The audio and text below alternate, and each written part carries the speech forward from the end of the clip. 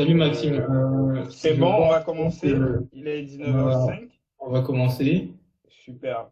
Donc, on commence top à 19h05. C'est parti pour une heure en moyenne de webinaire. Donc, une fois encore, on souhaite la bienvenue à tous nos participants. Alors, le thème qui nous réunit aujourd'hui, c'est comment épargner pour pouvoir atteindre ses objectifs financiers. Alors, vous n'êtes pas sans savoir que l'argent, c'est un sujet plus ou moins tabou. Des gens, des fois, on a des soucis à parler de l'argent avec les gens.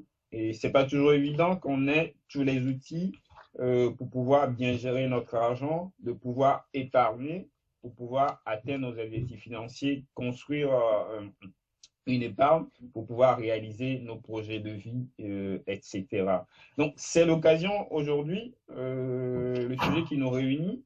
On va en discuter de long en large par rapport à toutes les techniques pour pouvoir épargner, pour constituer une richesse et pour pouvoir réaliser tous nos projets de vie. Alors, nous recevons aujourd'hui deux experts ou deux consultants, je dirais, qui sont dans le monde financier. Ils vont partager leur expérience avec nous et leur connaissance sur ce sujet-là, qui est l'épargne. Et c'est l'occasion également d'interagir avec vous, nos chers participants, pour nous donner vos impressions, pour partager également vos expériences avec nous par rapport à l'épargne, par rapport à la gestion de l'argent pour pouvoir atteindre vos objectifs financiers.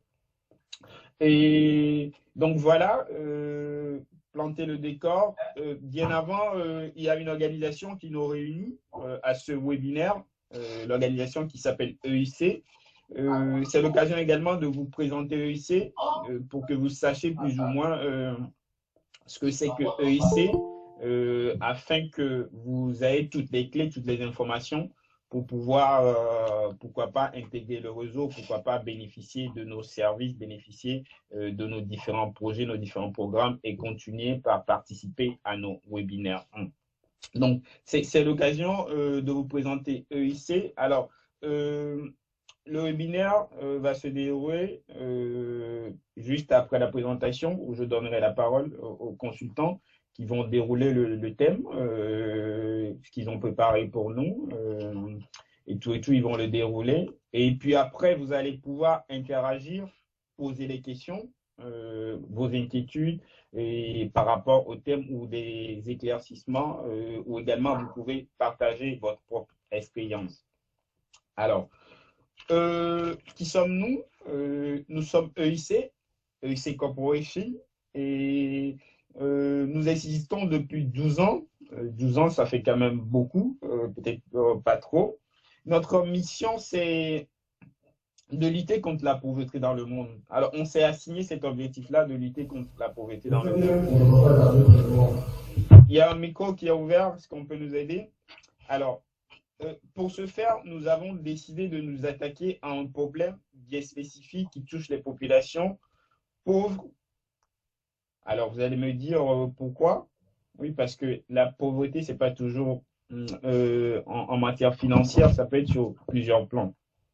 Et c'est quoi le problème en réalité? C'est l'inculture financière. Nous n'avons pas cette culture financière-là par rapport à l'argent, comment gérer l'argent, comment épargner et tout ça.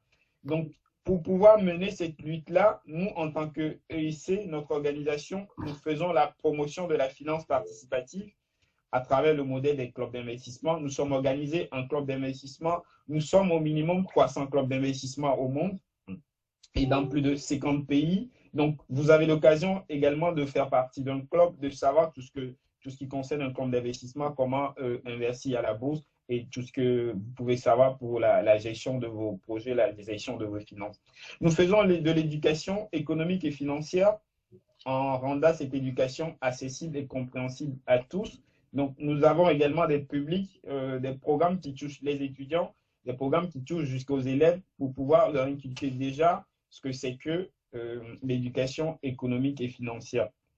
Donc, nous faisons de la diplomatie économique et financière dans le monde et nous mettons en relation les décideurs et les entreprises, les entrepreneurs. Nous sommes engagés dans ce combat depuis plus d'une décennie et nous sommes implantés dans le monde entier et avec nos 300 plans d'investissement. Donc, c'est l'occasion de rejoindre EIC. Alors, comment on devient membre EIC? Alors, pour devenir membre EIC, c'est très simple. Il suffit de passer par un membre, d'avoir des informations. Et puis après, on vous donne toutes les informations. Vous pouvez aller sur nos sites, voir nos différents programmes et participer à un programme en tant qu'entrepreneur, jeune entrepreneur, en tant qu'étudiant, en tant que citoyen, en tant qu'élève, en tant que professionnel, cadre et tout et tout. Et donc, nous avons au moins 18 programmes internationaux d'échange et de coopération économique destinés à toutes les personnes physiques ou morales de tout âge, appartenant à tous les clous de la société vivant en Côte d'Ivoire, où on a notre siège actuellement. Nous avons également une représentation ici à Paris, à Suisse et bien d'autres dans d'autres pays. Alors, pour être membre, il faut satisfaire aux impératifs de l'inscription à chaque programme et vous pouvez bénéficier dès lors de tous les avantages liés au réseau. Nous faisons essentiellement de la formation qui constitue nos avantages. Tous nos membres ont droit à une formation en éducation financière pour les apprendre des rudiments des rapports avec l'argent, où ils se familiarisent avec les notions telles que le revenu, le budget, l'épargne, le crédit et les différentes affectations à faire avec l'argent que l'on reçoit. Donc, nos membres bénéficient de toutes ces formations en investissement qui les aident à prendre des décisions pour pouvoir se positionner sur le marché de la bourse et tout et tout. Et donc, nous travaillons essentiellement avec la BRVM, la Bourse régionale des valeurs mobilières, et avec d'autres organisations également, le marché nord-côté. Et nous faisons également du corporate eventment. Nous avons un large réseau d'investisseurs qui accompagnent nos différents entrepreneurs pour pouvoir atteindre ces objectifs financiers. Nous avons une banque privée, une banque d'investissement avec laquelle nous accompagnons différents entrepreneurs. Nous organisons des événements, des événements au monde entier. Où nous organisons actuellement le symposium international de la finance participative qui va se tenir à Madagascar. Donc, c'est l'occasion également de participer en mode virtuel pour pouvoir en savoir encore plus sur l'organisation. Donc, pour pouvoir intégrer le réseau, à la fin, il suffit juste de contacter un membre ou moi, Maxime, et tout. Donc, vous pouvez avoir toutes les informations. Donc, voilà, assez de blabla sur l'organisation. On va rentrer dans le vif du sujet. Je vais donner la parole à nos consultants. Alors, je ne me suis pas présenté, veuillez m'excuser. Je suis Maxime, je suis entrepreneur et je suis coach formateur et je suis basé à Paris. Et je suis membre du réseau EIC. Je suis le directeur de la formation à EIC. Et voilà, je vais remettre la parole à nos consultants. Nous avons 2 consultants qui vont animer ce webinaire. Joseph Sessou, qui est consultant en marché de capitaux à Manpower Group, et Oswald Sidibé, qui est consultant financier à la FAO. Donc, vous avez la parole, cher intervenant, cher Esther, cher consultant. Merci. Merci Maxime pour la présentation, mais l'honneur me doit de me présenter de nouveau. Et du coup, je vais laisser aussi la parole à Oswald de se présenter de lui-même. Alors, comme tu l'as dit, je suis Joseph Sessou et pour dire court, je suis membre de EIC, je suis de la famille. Alors, quand je dis je suis de la famille, c'est-à-dire on a commencé avec depuis très jeune. Donc, depuis intégré EIC, et du coup, on a créé le programme des jeunes étudiants. Donc, c'est de là que le groupe SIC a été créé. En fait, c'est le programme SIC qui a été créé, qui est School Investment Club, qui est le programme qui permet aux étudiants de pouvoir, en fait, maîtriser tout ce qui est éducation financière et comment investir sur le marché. C'est ici qu'on a débuté par un petit club de 20 personnes. J'étais le président du club. Vu le bon management de mon club, j'ai été nommé président des jeunes investisseurs de Côte d'Ivoire. Donc, on a créé un consortium. Donc, un consortium des jeunes investisseurs de Côte d'Ivoire qui avait fait bon feu. Ensuite, on a eu avancé dans le projet. On a essayé d'avancer plus ou moins dans le projet. On a été nommé à l'international. Donc, j'ai représenté l'Afrique. L'élection a eu lieu. Donc, on m'a nommé manager régional Afrique au niveau de la World Federation of Young Investors, qui est la Fédération internationale des jeunes investisseurs. Donc, vous comprenez de Super. là que l'aventure n'a pas débuté aujourd'hui. Donc, en tant que manager régional Afrique, j'ai pu mettre l'accent sur la Côte d'Ivoire parce que EUC est déjà implanté, EUC impacte déjà cette jeunesse-là.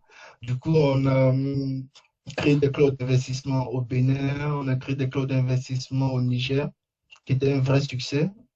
Donc, j'ai dû voyager beaucoup dans l'Afrique de l'Ouest pour pouvoir implanter ces clubs-là. Et ce qui est intéressant aussi avec la Fédération internationale des jeunes investisseurs, c'est que on a la possibilité de se créer, d'agrandir son réseau. Donc, on a eu fait des grandes conférences en Suède, au Danemark, et beaucoup de jeunes ont participé. Et ce qui était intéressant, c'est que l'Afrique, avec son mot à dire aussi parmi tous ces jeunes investisseurs. Donc, voilà. Ainsi dit, Merci. on va passer directement Merci. Est-ce je que vais passer Oswald veut directement à vos dire deux conditions. mots d'abord? Est-ce que Oui, Oswald veut se justement, présenter je en le deux, disais trois mots, tantôt. très rapidement? Je préfère que Oswald se présente lui-même. Donc, Oswald, je te laisse la parole. Bonjour, bonjour à tous. Merci Joseph. Donc moi c'est Oswald Sidibé. Comme Maxime et Joseph l'ont présenté tantôt, je suis donc consultant financier pour la FAO, donc l'Organisation des Nations Unies pour l'agriculture et l'alimentation. J'espère que vous m'entendez tous très bien. Et donc je vous dis remercie d'être présent à ce webinaire. J'espère que vous allez passer un bon moment avec nous. Merci. Super. Merci Oswald. Vous avez la parole.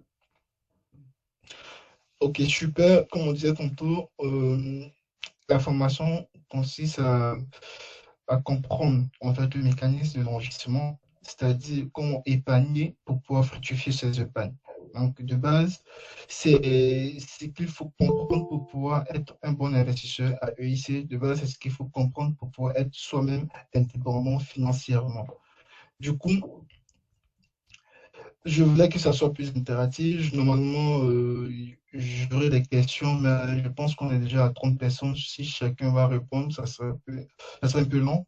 Mais de prime abord, je voulais faire comprendre à tout le monde que l'argent est important. Ce qui est contre nous, c'est que dans notre culture, on va dire, dans certaines cultures, c'est un sujet tabou où on nous dit simplement que l'argent, c'est source de problème, l'argent, c'est source de temps. Mais à vrai dire, l'argent est important. Ceux qui disent qu'ils n'aiment pas l'argent, déjà, je leur dirais que leur place ne se trouve pas dans ce webinaire. Je veux que ça soit clair. Ainsi dit, euh, j'ai relevé l'importance de l'argent. Je vais essayer de présenter le programme, c'est-à-dire notre présentation va consister en premier lieu à déceler en fait l'importance de l'épargne, l'importance de l'épargne quotidien. Ça va consister à faire la différence entre les épargnes financières qu'on fait, les épargnes ordinaires, les épargnes ordinaires. Ça va nous permettre de comprendre les formes de rémunération de l'épargne. C'est très important de comprendre comment on peut effectivement bénéficier de l'épargne qu'on fait. Ça va nous permettre aussi de comprendre le processus d'enregistrement, comme je l'ai dit tantôt, les règles d'ordre d'investissement. Ensuite, on pourra ensemble établir un plan d'épargne, un plan standard que tout le monde pourra utiliser soit de manière personnelle, soit de manière professionnelle. C'est très important de comprendre en fait ce mécanisme-là pour pouvoir soit être soi-même indépendant, soit permettre aussi à ses enfants, à ses connaissances de pouvoir aussi s'en sortir. Parce qu'il ne faudrait pas qu'on garde ces petites connaissances. Ce n'est pas vraiment grande chose, mais très important.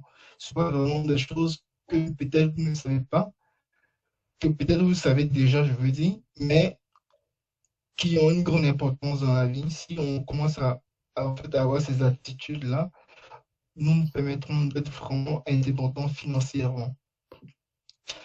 Du coup, c'est ainsi le programme présenté.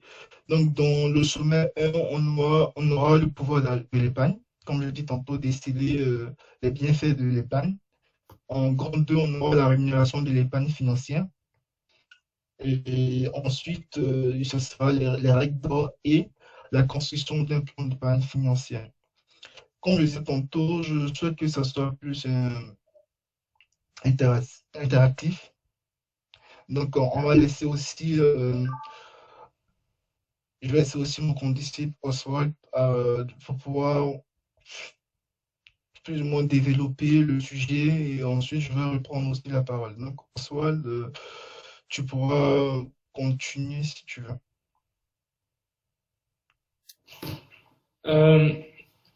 Donc, merci à tous, merci Joseph. Donc, comme Joseph l'a dit tantôt, le sujet de l'épargne, c'est un sujet qui nous importe tous. C'est un sujet très important, surtout lorsqu'on veut parler d'investissement. Le premier investissement, à mon sens, c'est d'abord l'épargne. Qu'est-ce que l'épargne? André, est-ce que tu pourrais passer à la prochaine slide? D'accord. Qu'est-ce qu'on entend par le pouvoir de l'épargne? L'épargne, de manière générale, c'est ce qui nous permet de réaliser beaucoup de choses. En effet, c'est grâce à l'épargne que l'on arrive à se projeter, à construire son avenir, en fait. Des projets, il y en a un bon nombre. Donc, il y a des projets qui peuvent être projets professionnels, tels que la création d'une entreprise, ou l'investissement dans les actions ou dans la bourse. Mais aussi, il y a des projets plus personnels, par exemple s'équiper, acheter une maison, aller en vacances. Là aussi, on puise dans notre épargne. Et il faut bien garder ça en tête. En fait. Mais aussi, l'épargne, c'est ce qui nous permet de nous enrichir. Bien sûr, on peut s'enrichir en investissant, mais aussi on peut s'enrichir, on ne le dit pas assez, mais en épargnant. C'est-à-dire, si tu mets un peu tous les jours de côté, c'est sûr que tu vas t'enrichir, en fait. Ça va prendre du temps, je le sais. Ça va aussi dépendre du montant qui va être mis de côté. Et aussi, ça va dépendre de l'aspect de notre vision de l'enrichissement, en tout cas. Mais tu seras riche un peu plus tous les jours. Et qu'est-ce que l'on a d'autre lorsqu'on parle d'épargne? L'épargne, ça nous permet, en fait, d'être autonome financièrement. Ça va nous aider à ne pas avoir à tendre la main au quotidien pour pouvoir régler des besoins de tous les jours, en fait. Ça va nous apporter donc une certaine stabilité, une certaine sécurité, en fait. On n'aura pas besoin d'aller s'endetter pour faire face à nos besoins courants. Et ça, c'est un point important lorsque l'on parle d'épargne.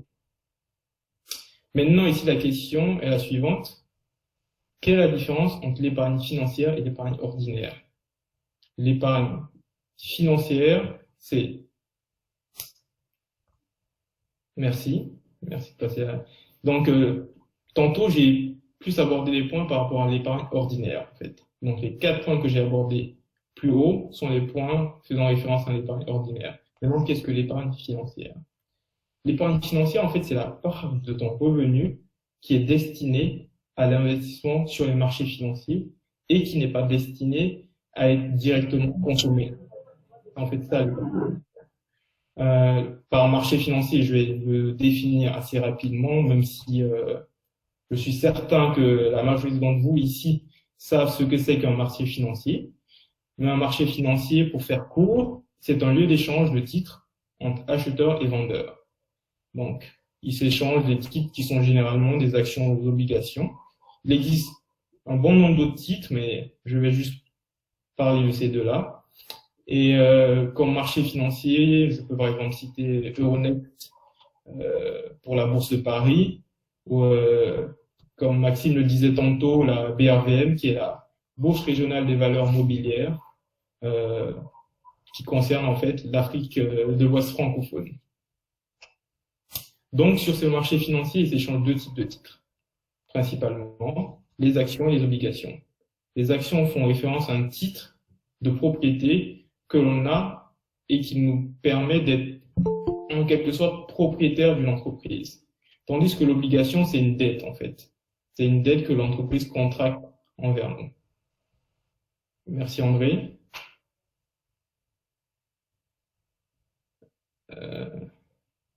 Donc on a 3 types d'épargne, hormis lorsqu'on parle d'épargne financière, on peut citer 2 autres types qui sont l'épargne bancaire et l'épargne thésaurisée. Donc, j'ai tantôt plus haut parlé de l'épargne financière, mais ici parler de l'épargne bancaire et de l'épargne thésaurisée, pardon. L'épargne bancaire, en fait, fait référence à tout ce qui est produits bancaires, tels que le livret d'épargne, le livret A, le livret jeune, ou encore des produits tels que l'assurance vie, qui sont fournis à la fois par les établissements bancaires et les établissements d'assurance. Mais lorsque l'on parle d'épargne thésaurisée, en fait, c'est l'épargne que l'on garde sur soi. Donc, que l'on met sous son lit, que l'on met dans un coffre-fort ou qu'on garde dans son compte courant. C'est ça qu'on dit épargne. C'est de là que vient le terme épargne thésaurisée. Ça ne rapporte rien.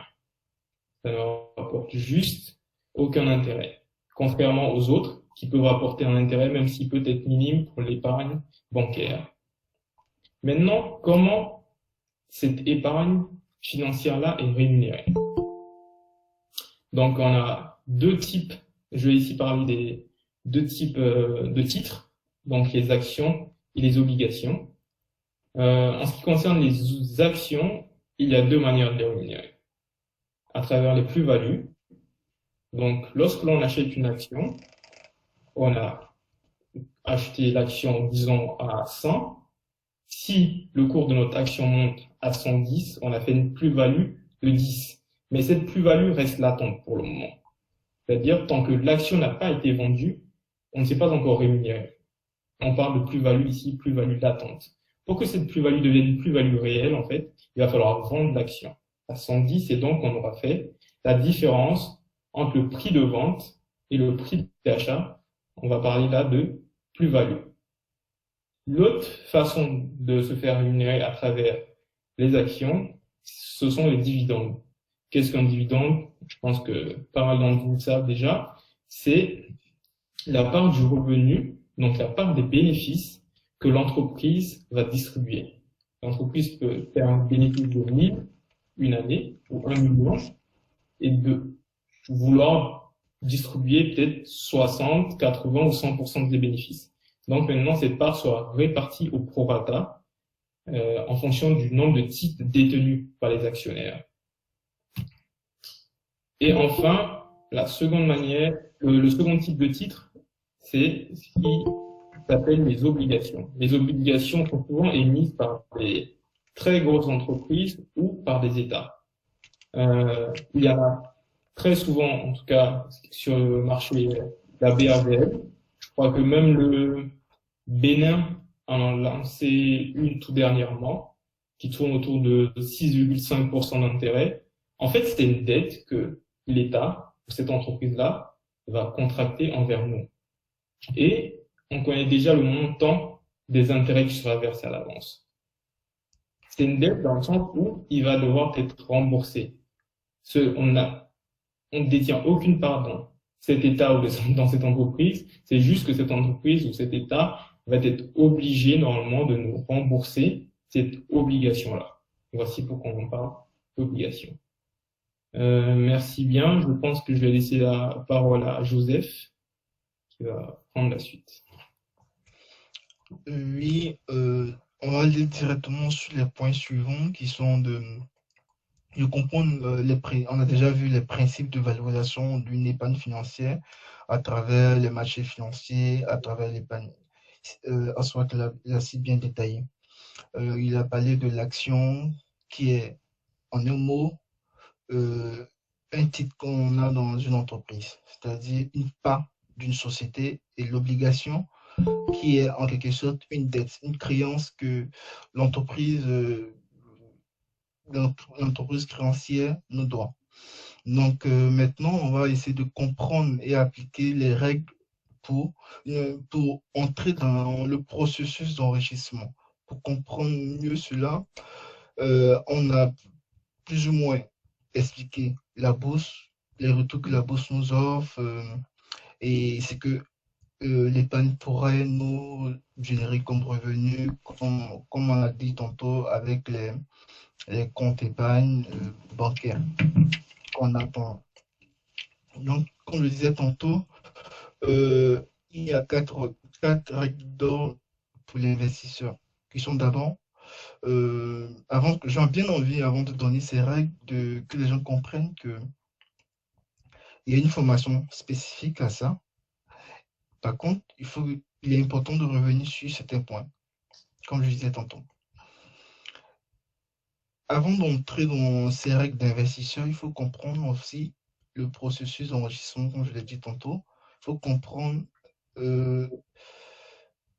la loi, certaines lois qui sont vraiment importantes, comme je disais tantôt, vraiment importantes à assimiler en fait. C'est l'attitude qu'il faut avoir quand tu es investisseur. Donc la première attitude à avoir, pour moi, c'est déjà de savoir et de comprendre qu'il est important de travailler. Donc, ça nous ramène à la loi du travail. La loi du travail, c'est simplement, on nous dit, il faut travailler pour gagner son pain. Donc, il est important de savoir qu'il faut travailler. Il faut travailler pour être investisseur, il faut travailler partout. C'est même biblique, c'est partout dans les livres saints. La deuxième loi à savoir, c'est la loi de l'épargne. En fait, c'est en quelque sorte ça qu'on est en train de développer aujourd'hui. Et troisième loi, c'est la loi de l'investissement. La loi de l'investissement, après la loi de l'investissement, on va tomber dans la loi de la protection de l'investissement. Après la protection de l'investissement, qui signifie simplement de comprendre dans quoi on investit, de comprendre dans quel mécanisme on est en train d'investir, de pouvoir mieux gérer ses investissements, de pouvoir mieux encadrer ses profils et tout. On va tomber directement dans la loi de la réalisation de soi. La loi de la réalisation de soi qui est très importante parce que sans objectif final, l'épargne ne servirait à rien. Je répète, sans objectif final, l'épargne ne servirait à rien. Donc, je reviens directement sur les quatre règles d'or pour l'investisseur. C'est d'abord de connaître son profil. Quand on dit connaître son profil, c'est connaître son aversion au risque. Est-ce que je suis quelqu'un qui a peur qu'on lui investit? Si, pour moi, investir dans un domaine que je ne maîtrise pas, si demain j'apprends une nouvelle, que sera ma réaction? Ce sont ces questions qu'il faut se poser en premier lieu. Dans quoi je peux investir qui me permettra effectivement de rester sérieux? C'est le mot que je peux utiliser. Donc, dans ce cas, il faut maîtriser, il faudrait dans ce cas maîtriser dans quoi on investit. Donc, c'est ça, on définit son profil investisseur est très important pour la stratégie de son portefeuille personnel et peut-être de son portefeuille financier. Alors, ceci dit, on pourra passer à la deuxième loi, c'est diversifier son investissement. Quand on décide certaines lois, on le dit tout le temps, ne mettons pas les œufs dans le même panier. C'est en quelque sorte ça. C'est ici une analogie, en fait, une traduction de cette loi-là. Ne mettons pas les œufs dans le même panier. On peut investir. Comme ici, on a des entrepreneurs, on a des investisseurs, on a des investisseurs, bien sûr, qui sont de diverses origines. Entrepreneurs, employés et autres. Donc, il faut investir dans... Si vous investissez sur le marché financier et que vous savez que 50% de vos avoirs sont sur le marché financier, sur les 50%, déjà, de ne pas investir dans la même entreprise d'un coup, c'est 100 balles. Deuxième, ne pas investir totalement ses avoirs sur le marché financier. S'il y a un boom économique, les gens, tu vas paniquer parce que tu as mis 100% de tes avoirs dans le marché financier. Donc, tu peux investir dans le marché financier, tu peux mettre une partie on va dire, dans une assurance, tu peux mettre une partie dans une entreprise que tu auras créée. Donc, c'est pour ça qu'on dit investissez et diversifier en fait vos investissements, ce qui vous feront plusieurs revenus qui vous permettront aussi d'être plus serré. Donc, on dit plusieurs investissements, mais il faut savoir aussi qu'il est important de maîtriser dans quoi on investit. Il est très important de savoir dans quoi on investit. Donc, se former à cela. Donc, le troisième élément à comprendre dans le slide suivant, c'est de se faire violence sur soi et respecter les durées qu'on se donne lors des placements. Si aujourd'hui on a décidé d'investir sur un marché financier et qui a pour objectif d'avoir 15% sur un an, dans un an, vous êtes donné d'investir 50 000, je dis n'importe quoi, 50 000 francs CFA sur le marché de la BFVM. Chaque mois, de manière mensuelle, vous investissez 50 000 francs sur la BFM, vous décidez, vous le faites. Il faut se donner en fait cet objectif final. Pour revenir à ce que j'ai dit précédemment, il est très important d'avoir cette attitude de violence. Pour continuer, la quatrième loi, il faut penser à l'épargne programmée. Ça rejoint un peu la règle 3, mais dans ce sens, il faudrait comprendre qu'il est impérieux d'épargner mensuellement, en fait. Parce que la richesse n'est pas forcément les avoirs qu'on a dans son compte. La richesse, c'est vraiment l'attitude qu'on a, en fait. Comment tu te comportes face aux dépenses. Comment tu gères, en fait, tes finances. C'est tout ça qui fait de toi quelqu'un de riche. C'est pas ce que tu as dans ton compte, en fait. Du coup, si l'on prend l'habitude de pouvoir épargner régulièrement, c'est pour ça qu'on dit qu'il est intéressant de faire des épargnes programmées. Il y a certains qui peuvent le faire. Il y a certains, oui, ils ont des avoirs assez variés. Donc, il y a trop de variables par rapport à chaque profil.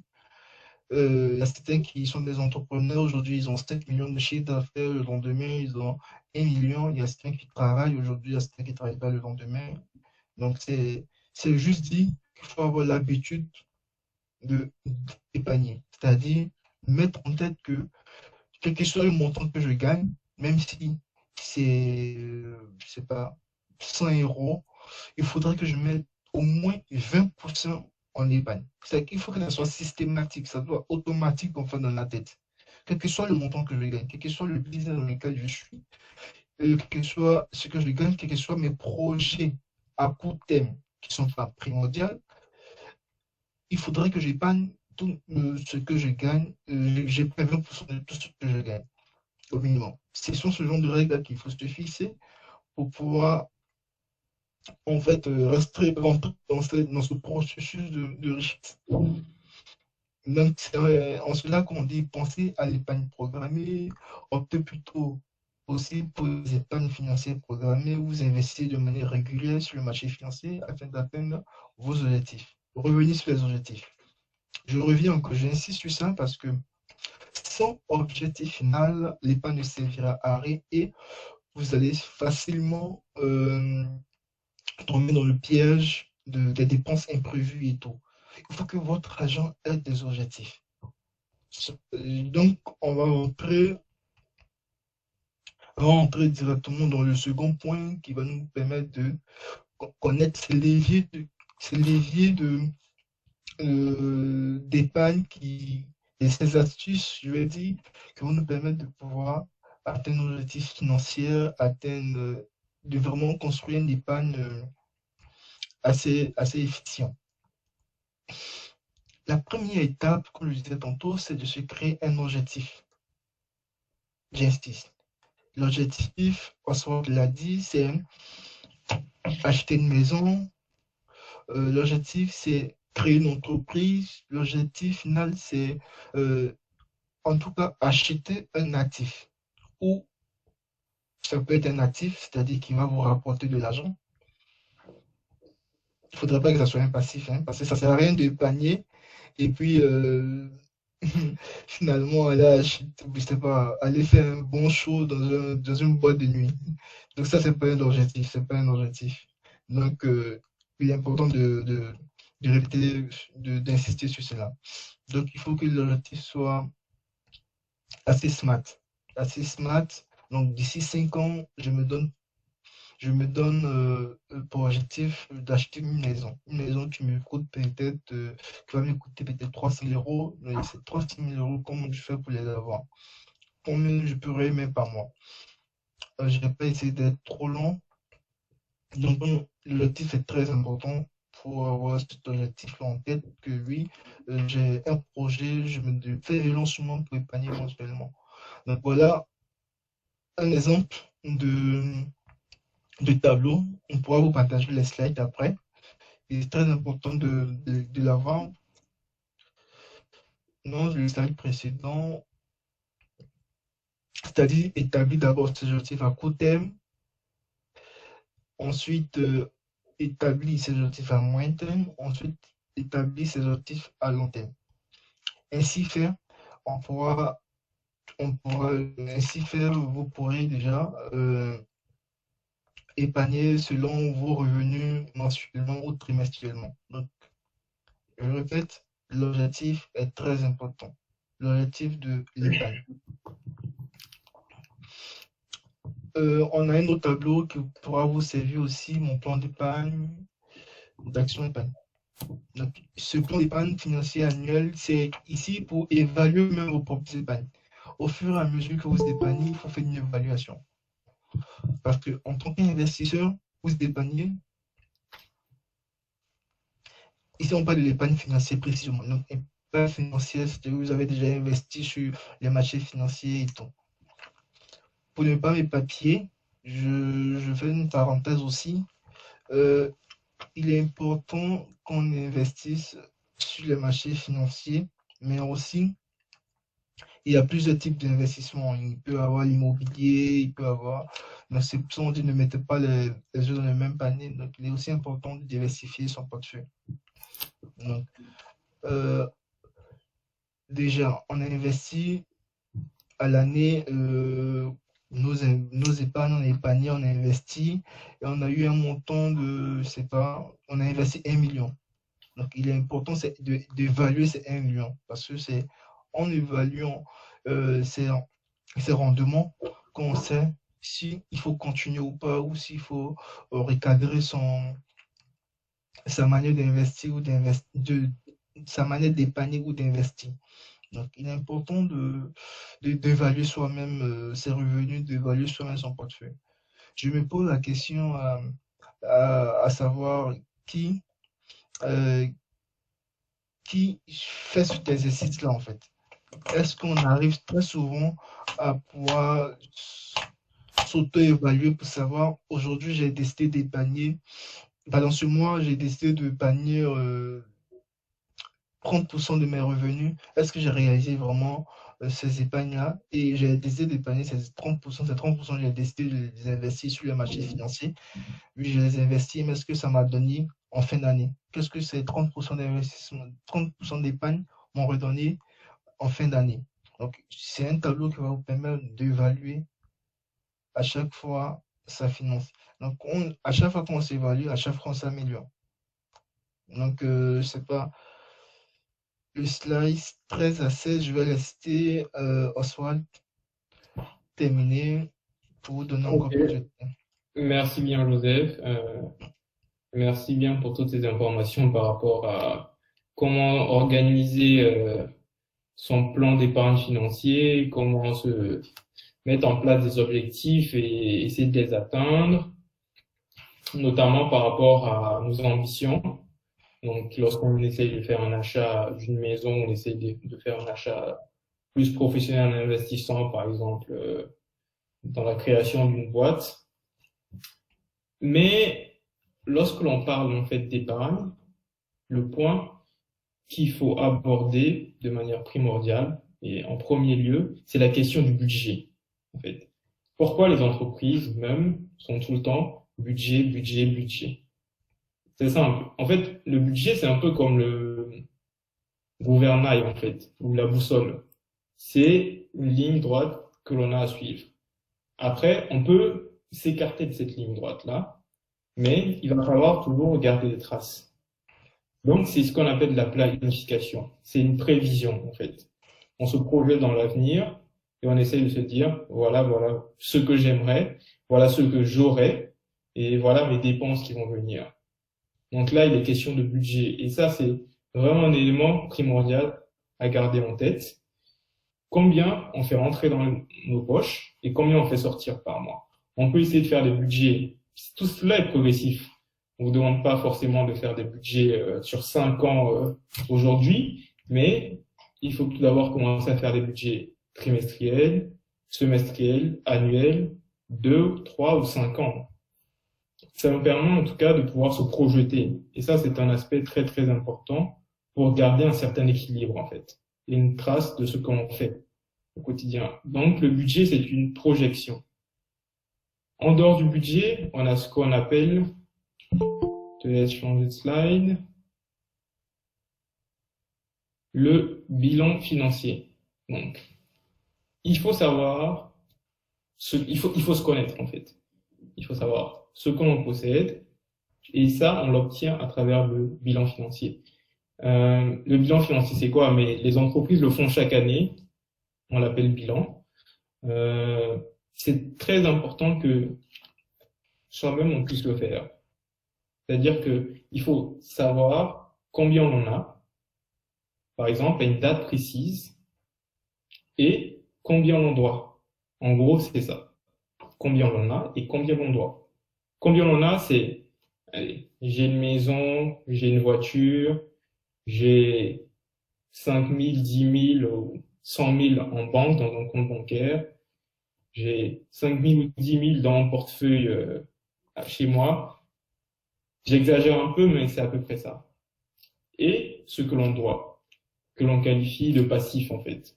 Donc, c'est-à-dire que j'ai fait un emprunt bancaire pour financer peut-être l'achat d'une maison ou un investissement, je ne sais pas, ou peut-être mes études. Donc, il faut que je le mette de côté, il faut que je l'écrive. J'ai eu à mettre 10 000 euros, j'ai pris 10 000 euros pour... j'ai pris un emprunt de 10 000 euros pour mes études, par exemple, ou pour l'achat d'une voiture, ou je sais pas, peut-être pour le nouvel iPhone. J'en sais rien. Par exemple, c'est très bien que l'on parle ici de l'aspect iPhone, par exemple, de l'aspect des portables, parce qu'il y a des biens de consommation, en fait, qui rentrent dans le champ de l'endettement et qui rentrent dans ton passif en quelque sorte, parce que chaque mois, tu vas devoir une certaine somme d'argent. Par exemple, lorsque tu prends sur un paiement plusieurs fois. Donc, chaque mois, par exemple, tu seras mené à rembourser 50, 100 euros ou plus en fonction de ton étalement. Et ça, c'est un aspect très important à faire. Et si possible, à même, disons, 2 fois par an. En fonction de notre situation, on arrive à voir donc où l'on se situe et à faire donc le bilan de ce que l'on a déjà, en fait. On a réussi à aborder pas mal de points, je pense. J'espère que vous avez pris un maximum de notes et que cela va vous servir. Je vais passer à la dernière slide. Là, en fait, ce que l'on aimerait, c'est pouvoir avoir un certain retour de la part des intervenants et que vous puissiez, en fait, à travers ces questions-là qui vous sont posées ici, vous-même, vous projeter et essayer d'y répondre, en fait. Soit vous le faites personnellement, soit vous le faites avec l'aide de quelqu'un. Ici, si possible, on aimerait bien aussi, si certains d'entre vous peuvent intervenir, ils se sentent à l'aise pour intervenir, par exemple, par rapport à est-ce qu'ils ont fait récemment le bilan de leurs finances personnelles. Bien sûr, on ne va pas vous demander de répondre à la question suivante qui est à combien s'élèvent vos dettes, votre épargne et vos investissements. Ça, ne vous inquiétez pas. Et si vous voyez, les deux premières questions font référence à l'aspect du bilan financier. C'est-à-dire, qu'est-ce que l'on a? Qu'est-ce que l'on a? Qu'est-ce que l'on doit? C'est là, en fait, la question du bilan financier. Ensuite, la troisième question qui est qui est la suivante. Avez-vous déjà pris le temps de bien identifier l'ensemble de vos revenus et de vos dépenses? Et on a, en dernière question, avez-vous des objectifs précis pour épargner et investir? Là, on fait référence au plan d'épargne financier. Donc, si certains d'entre vous ont des questions, on est ouvert, on est là. Mais si certains aussi souhaiteraient répondre à ces questions-là, vous êtes plus que les bienvenus, on va dire. Donc voilà, je ne sais pas si Joseph voudrait rajouter quelque chose. Oui, par contre, après je laisse la main à Maxime pour pouvoir continuer Okay. comme sur le maître de conférence. Alors, je reviens sur le brainstorming simplement pour dire qu'il est important, comme on l'a dit précédemment, de rester en fait dans ce processus-là. Parce que dès qu'on sort de ce processus, on se perd. On se perd. Je l'ai dit tantôt, il faut avoir un objectif. Et la richesse n'est pas en fait ce qu'on a en compte. Donc, si vous faites ce brainstorming et vous voyez que vos comptes sont rouges ou peut-être pour certains au vert, bien garnis et tout, rassurez-vous, c'est juste une question que vous devez vous poser vous-même. Pour ceux qui veulent effectivement y répondre là maintenant, présentement, ça serait intéressant qu'ils nous partagent leur expérience. Mais juste signifier que il est important d'avoir cette attitude. L'attitude du riche. L'attitude du riche, c'est épargner, investir, protéger mes investissements et réaliser mon objectif. Donc, c'était juste pour dire ça. S'il y a des questions, s'il y a des remarques, si vous voulez répondre aux questions qu'on doit se poser chacun d'entre nous, vous êtes les bienvenus. Donc, Maxime. Merci Joseph, merci Oswald. Ça a été un plaisir de vous écouter, de nous détailler tous ces points-là, de partager toutes ces astuces sur l'argent, l'investissement, l'épargne avec nous. Et voilà les questions posées. Est-ce que tout de go comme ça, est-ce qu'il y a des gens qui veulent intervenir, qui veulent partager quelque chose avec nous? Ou il y a des gens qui nous ont rejoints en cours de chemin. Donc, nous parlons de l'épargne, de comment épargner pour investir, pour atteindre ses objectifs financiers. Donc, est-ce qu'il y a des gens qui veulent partager quelque chose avec nous? Alors, moi, j'ai retenu, avant que les gens interviennent, ou avant que les gens se prononcent, se préparent, moi, j'ai retenu qu'il faut, coûte que coûte, épargner. Ça, c'est très important. Il faut épargner au moins 20% de ses revenus. Il faut établir des objectifs à court et à long terme, à moyen et long terme. Il faut respecter la loi du travail. Sans travail, on ne peut pas épargner. On ne peut pas avoir de l'argent jusqu'à aller l'épargner. Donc, il ne faut pas également mettre tous ses œufs dans le même panier. Si vous voulez investir, si vous voulez épargner, il faut diversifier votre portefeuille. De temps en temps, il faut évaluer le rendement de votre épargne. Donc, ce sont des points à respecter pour pouvoir bien épargner, pour pouvoir atteindre les objectifs financiers. Alors, on dit, celui qui n'a pas d'argent, il a les paroles toujours amères. Ça, c'est un proverbe marocain qui nous le dit. Donc, si vous n'avez pas d'argent, si vous n'épargnez pas, vous n'aurez jamais une parole douce. Donc, c'est très important d'épargner et de garder très bien ces concepts-là. Alors, est-ce que quelqu'un veut intervenir? Quelqu'un a une question? Sinon, Maxime, tu pourrais peut-être poser les questions du public. Alors, le temps qu'il y en ait qui veulent intervenir, bien sûr. Alors, on a une question de... Alors, il y a certaines questions, on va répondre en fin. Par exemple, la question de l'adhésion au club, ça sera en fin de webinaire. Vous pourrez interagir directement avec moi ou avec d'autres membres du réseau. Alors, Lamira nous demande, peut-on considérer l'épargne thésaurisée comme étant une valeur refuge? Alors, la question est adressée à vous. Répondez rapidement. Je ne sais pas si Joseph ou Oswald. Et puis après, on reviendra pour répondre à votre question. Je pourrais répondre si tu veux, Oswald. Bon, François, vas-y. Tu pourras ajouter après. Donc, c'est une très bonne question. Par contre, je dirais que l'argent thésaurisé n'a aucune valeur. Parce que, d'abord, la somme a été thésaurisée et on est tous au courant que l'inflation, le coût de la vie augmente de jour en jour. Donc, si tu as gardé sur toi 100 000 euros, demain, les mêmes 100 000 euros ne vont pas coûter la même valeur. Donc, c'est le coût de l'inflation va être amorti et finalement, les 100 000 euros valeront peut-être 90 000 euros. Et ça, c'est une perte. Donc, épargner de manière trésorière n'est pas la bonne manière. N'est pas la bonne manière. Il faut investir. Il faut évidemment avoir quelques billets, surtout, bon, on va dire thésauriser un montant pour les diverses ces dépenses quotidiennes, mais il faut épargner, surtout épargner. Donc, pour revenir encore à dire que il est très important d'épargner, c'est sur ce point-là que je voulais juste on se fait quelque chose à dire. Ok, très bien. En fait, c'est une très belle question, pour dire vrai. L'épargne thésaurisée, comme j'ai dit, il faut le voir comme la mamie qui essaye de cacher son argent sous son lit, en fait. C'est vraiment ça. C'est-à-dire que, ok, c'est bien, c'est au chaud, jusqu'à ce que personne ne le voit, jusqu'à ce que personne n'y touche. C'est ce que tu as dans ton compte bancaire, en compte courant, et c'est parfait. Mais c'est rémunéré par 0 intérêt. Et c'est là le bémol, en fait, de l'épargne thésaurisée. Parce que ça ne te rapporte rien. Donc, l'épargne thésaurisée, en fait, ne doit pas vraiment exister en tant que telle. Elle doit être là, comme de l'argent que tu possèdes pour juste subvenir à tes besoins, mais sur le très, très court terme.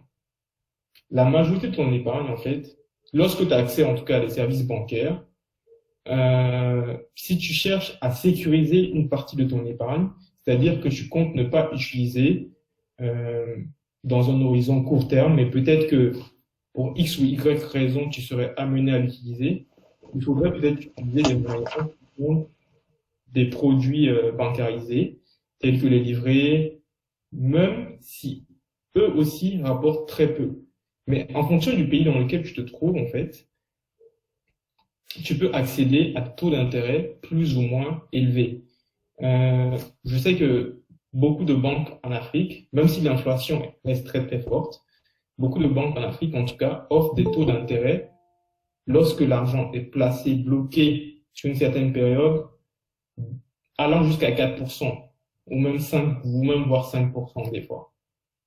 C'est peut-être pas le meilleur moyen, mais c'est mieux de l'avoir là que de l'avoir dans son compte courant où ça te rapporte 0. Maintenant, comme Joseph l'a dit, en fait, si vous détenez une somme d'argent assez importante, en fait, et que vous ne comptez pas l'utiliser comme bien que vous ne comptiez pas la consommer très très prochainement dans un horizon court ou moyen terme, il est tout mieux d'essayer de faire appel à des produits financiers tels que les actions et les obligations qui, eux, ce sont des investissements à la fois risqués parce qu'il y a la possibilité de perdre son capital si le cours de l'action baisse. Mais par exemple, si je prends le cas de l'obligation, qui est par exemple dans nos pays ouest-africains très souvent tourne à un taux d'intérêt de 6,5%, si je ne me trompe pas, si ce n'est celui de la Côte d'Ivoire qui tourne autour de 5,85, 6%. Là aussi, c'est un investissement assez sécurisé. Sauf que il faut se projeter dans un long terme, puisque c'est souvent le remboursement n'intervient qu'après 5, 6, 7 ans, en fait. Donc, il faut toujours mettre, pour investir, il faut investir en se disant, je vais mettre mes œufs dans différents paniers, mais pour épargner, il faut garder aussi le même concept. Il faut mettre ses œufs dans différents paniers. C'est un peu ce que j'avais rajouté par rapport à cette question-là. Merci Oswald. Est-ce qu'on a d'autres questions? Alors, on a une question. En tant que musulman, est-ce qu'on peut investir sur les marchés financiers et bancaires? Ou comment un musulman doit-il épargner pour éviter l'usure interdite? Alors, on a fait un webinaire sur la finance islamique il y a quelques temps. Je ne sais pas si Oswald ou Joseph, vous avez la question la réponse à la question de Abou. Oui, moi j'ai un exemple palpable que j'ai une anecdote à faire. Ça va être Oui, encore plus instructif. Au Niger, comme je disais tantôt, en tant que président de jeunes investisseurs, on a créé des clubs au Niger. C'est un pays assez musulman, donc oui, on a fait comprendre aux gens comment investir sur les marchés financiers. Par contre, ce problème était à chaque fois soulevé. Et donc finalement, on a créé en fait le concept de club d'investissement. J'ai oublié le mot, déjà en musulman, j'ai oublié. Halal, je peux Hum, halal, halal. Halal, voilà, voilà, c'est halal. On avait trouvé nos thèmes encore pour mieux être précis. Bon, on va aller sur ce thème-là. Investissement halal, on a créé ce concept-là. Donc, on a fait plusieurs clubs d'investissement et les jeunes, effectivement, investissaient spécifiquement sur les marchés qui avaient, en fait, sur les marchés financiers, qui avaient des entreprises qui travaillaient dans des domaines bien précis, qui n'ont rien à voir avec l'alcool, l'armement, qui n'ont rien à voir avec ça. Ils pouvaient investir, par exemple, dans des entreprises comme Unilever, qui sont agroalimentaires. Ils pouvaient investir dans des entreprises comme la CIE, qui était l'électricité, mais ils ne pouvaient pas investir dans, dans des entreprises comme SMB, qui fabrique la cigarette. Donc, tu vois, c'était ainsi en fait. Il y avait des entreprises qui étaient déjà éliminées d'office sur le marché financier. Donc, ils pouvaient faire des investissements halal où la loi n'interdit pas, la loi musulmane n'interdit pas qu'ils investissent dans ce genre dans ce genre d'entreprise. Donc, effectivement, en tant que musulman, on peut investir sur les marchés financiers tout en se protégeant avec tout en se protégeant en investissement dans les entreprises dites halal. Ça, c'est un terme qu'on a utilisé dans notre jargon, mais euh, de manière internationale, on parle de la finance islamique où il faut investir dans les entreprises à caractère vraiment non nuisible à la personne humaine. Donc voilà, c'est ce que j'avais à dire. Je pose la question si Oswald a quelque chose à ajouter. Sinon, voilà, on il y a va. des exemples palpables, il y a des clauses d'investissement déjà dans ce domaine. D'accord. Si vous voulez avoir encore plus d'éclaircissement par rapport à cette question-là, on a des experts en finance islamique au sein du réseau. Donc, on pourra vous mettre en contact ou on pourra vous donner des informations complémentaires. On va aller rapidement sur la prochaine question. Euh, ma question va dans le sens de la fluctuation de l'épargne pour en générer du revenu de manière pratique et concrète, car épargner, c'est bien, mais le fructifier, c'est encore mieux. Alors, on ne comprend pas exactement la question d'outils. Alors, comment investir dans les hedge fonds et dans d'autres fonds? Deux, trois questions de une minute. Joseph, tu veux bien répondre à cette question? Comment investir dans les hedge fonds? Oui, par contre, je me dois de vous dire que les hedge funds sont intéressants, mais en même temps, il faut Oui, connaître son profil investisseur. Il est très d'accord. important de connaître son profil investisseur. Euh, Investir dans les hedge funds, oui, c'est intéressant parce que tu prends plus de risques, tu gagnes plus. Là, c'est clair. C'est des fonds où tu vas facilement gagner jusqu'à 100-200% de ton apport. Ça, c'est sûr. Mais en même temps, il faut signifier aussi que les risques sont encore élevés. Parce que ce sont les D'accord. gros, on les appelle les capital risqueurs. Les capital risqueurs, ce sont des gens qui n'ont pas peur de prendre les risques, qui investissent même dans les tableaux même dans, c'est pas, des entreprises qui, franchement, qui n'ont forcément pas de potentiel à l'œil nu, mais ils savent que le risque qu'ils prennent va être en retour un grand rendement. Donc, si tu as un profil d'investisseur qui aime prendre le risque, on les appelle les capital risques, hein, ok, c'est intéressant d'investir dans les hedge funds. Ok, Donc, c'est ce que j'aurais super. dit. Maintenant, si tu as peur d'investissement, tu te retiens Bah, d'investir dans les hedge funds. par rapport à cette question, ou par rapport surtout à la question de l'investissement, est-ce qu'aujourd'hui en Afrique, on voit qu'il y a beaucoup de structures qui prolifèrent dans le marketing de réseau qui disent aux gens qu'ils vont investir pour leur argent sur les places financières, à la bourse et tout et tout.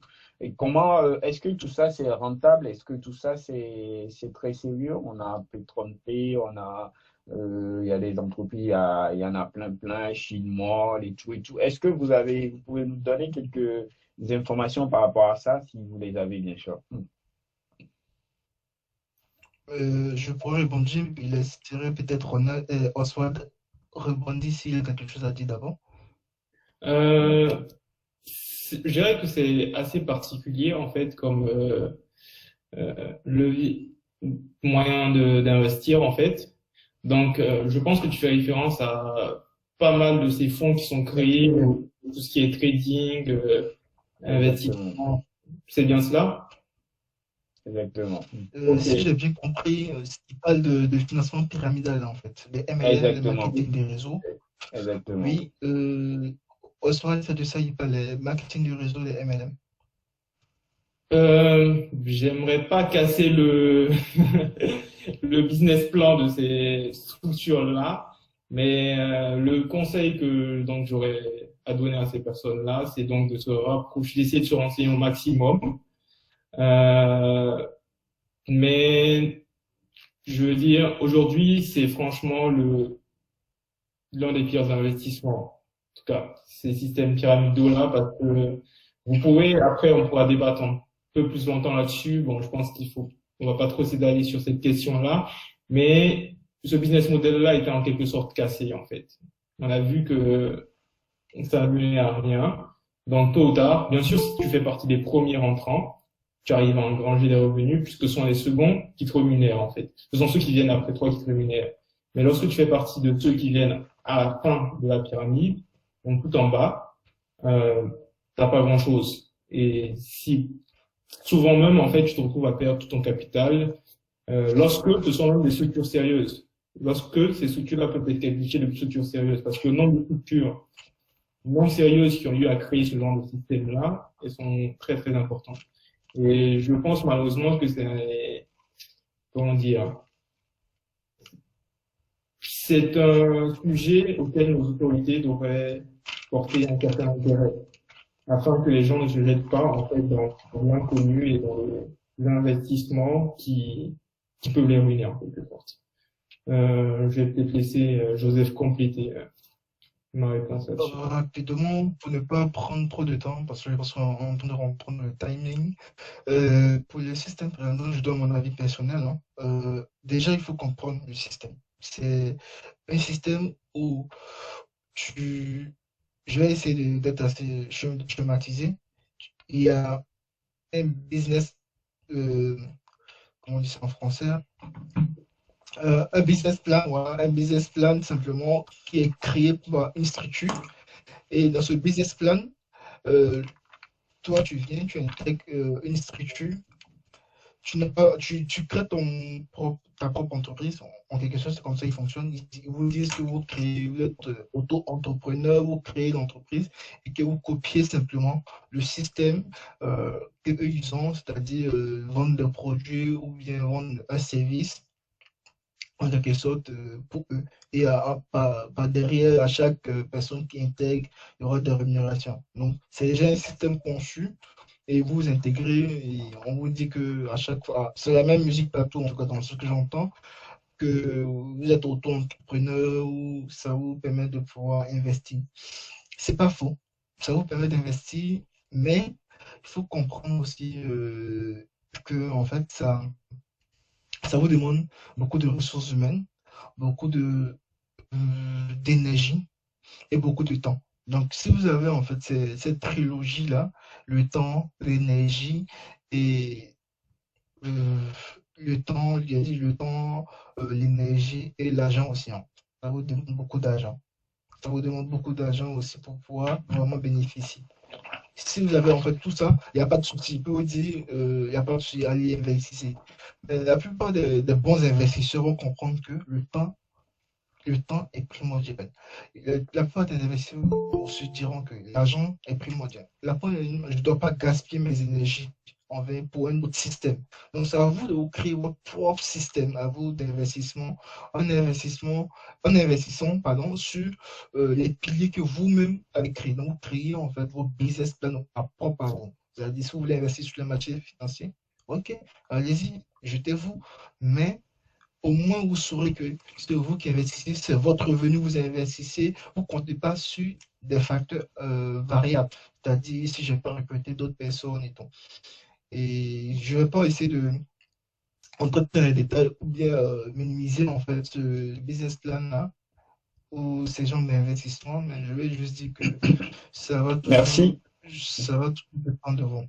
Merci Joseph, merci Oswald. Je pense que chacun va faire son avis par rapport à ce sujet-là.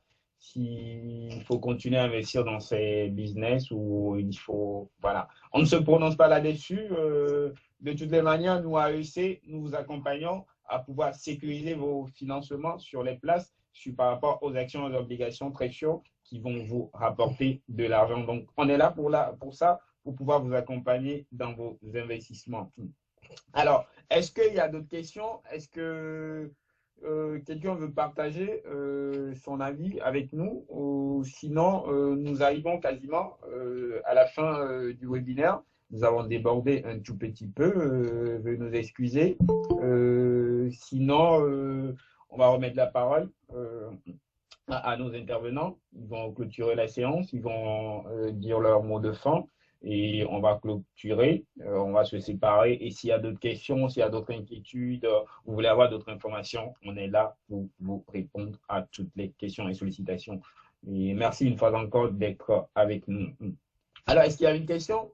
S'il n'y a pas une question ou une intervention, on peut donner la parole à un intervenant s'il veut partager quelque chose avec nous en 2-3 minutes avant qu'on ne clôture. Alors, je pense qu'il y a... J'y vais. Oui, allez-y. Bon, déjà, vous remercier à tous pour votre présence à ce webinaire. J'espère que vous en avez retenu pas mal de choses et que vous réussirez à les appliquer ou à réussir en tout cas à essayer de les appliquer, on va dire. Donc, moi, j'aurais 3 choses à dire, en fait, pour finir ce webinaire-là. Je dirais que, première chose, cela va dépendre de votre personne, déjà. C'est quelque chose, tout ce qui est épargne, c'est vraiment propre à sa personne. Il faut garder ça en tête. Vous ne pouvez pas épargner en fonction de la situation d'une tierce personne. Non, vous devez suivre la vôtre, en fait. Vous devez suivre votre plan d'épargne à vous.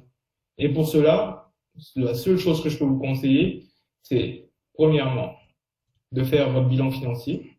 Donc, savoir ce que vous avez, ce que vous devez aujourd'hui ou voilà, vous pouvez le faire dans un mois, on tire vers la fin de l'année, donc vous pouvez jusqu'à la fin de l'année pour faire ce bilan financier-là.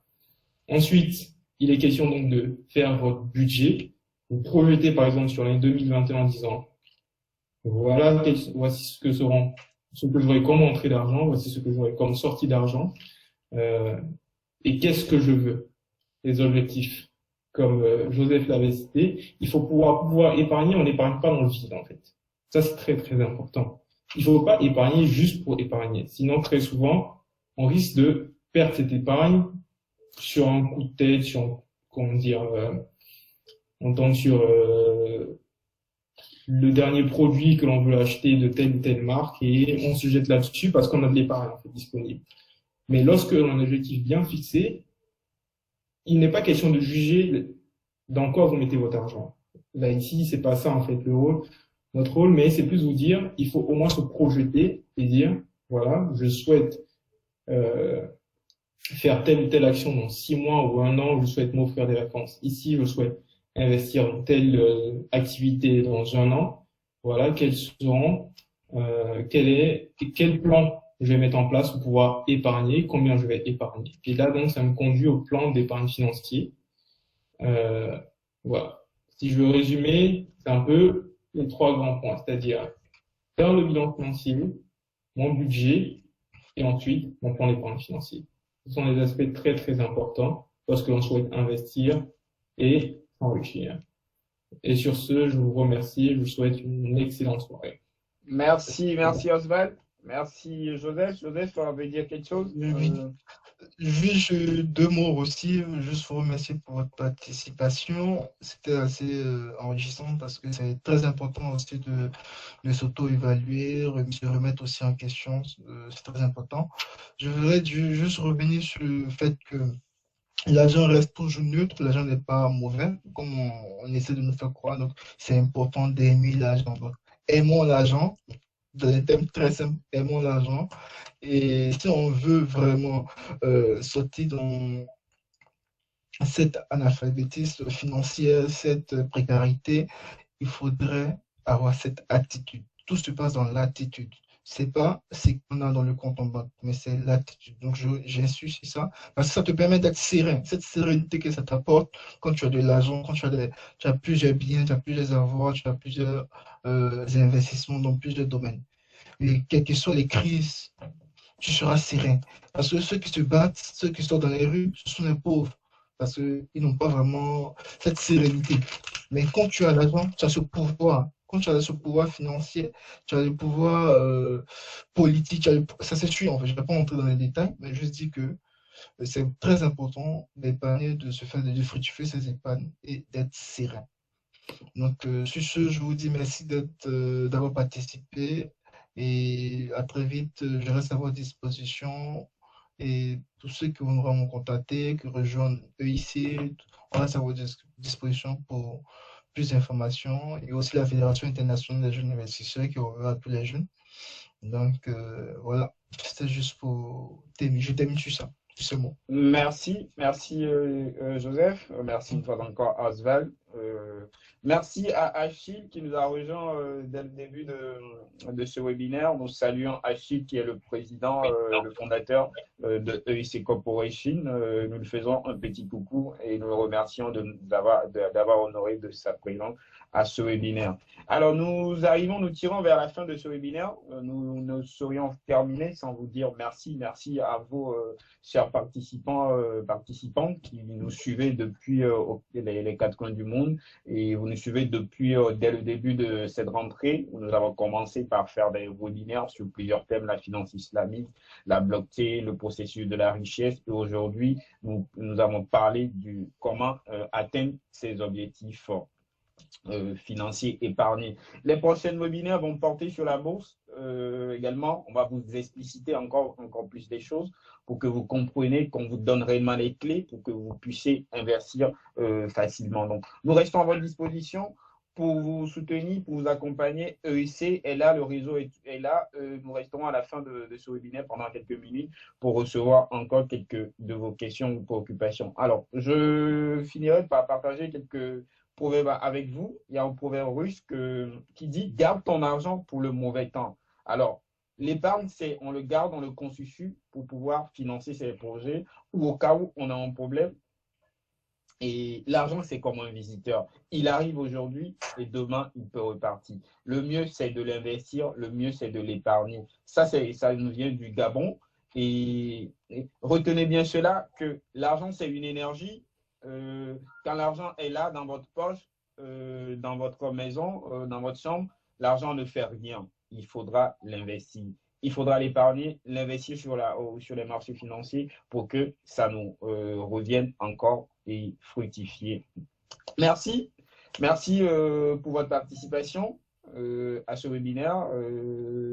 Nous allons vous revenir très rapidement pour d'autres webinaires et nous restons également à votre disposition.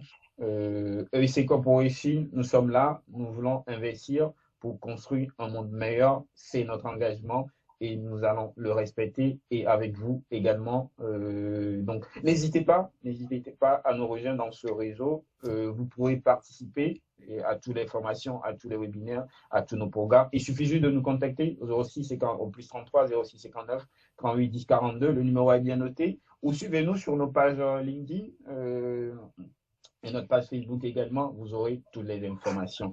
Travaille pour l'argent, travaille pour l'amour et meurt pour l'amour. Laisse ton argent dans l'obscurité afin qu'il te revienne dans la lumière. L'amour fait moult, l'argent fait tout. Ça, c'est nos amis français qui le disent, que l'amour fait moult, mais l'argent fait tout. Donc, avec l'argent, vous pouvez faire tout. Épargnez, investissez, vous aurez de l'argent énormément.